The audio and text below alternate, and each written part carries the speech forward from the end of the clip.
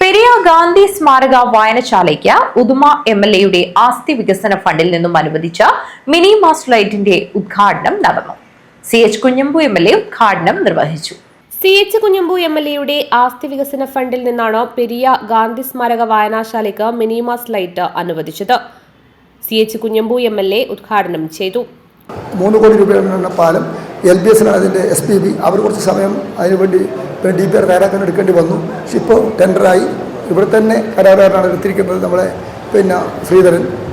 അപ്പോൾ പണി ഇപ്പോൾ അടുത്ത ആഴ്ച തുടങ്ങാൻ പറ്റും. 1 കൊല്ലം കൊണ്ട് ആ പാലം കൂടി പ്രൊജക്റ്റ്. അപ്പോൾ ഏറ്റവും കൂടുതൽ അത്യാവശ്യം എന്താണെന്ന് നോക്കിയിട്ട് കാര്യങ്ങൾ നിർവഹിച്ചിട്ടുണ്ട്.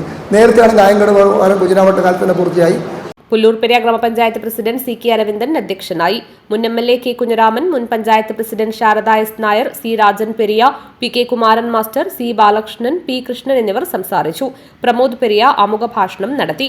വായനശാല പ്രസിഡന്റ് T രാമകൃഷ്ണൻ സ്വാഗതവും സെക്രട്ടറി A വിജയൻ നായർ നന്ദിയും പറഞ്ഞു.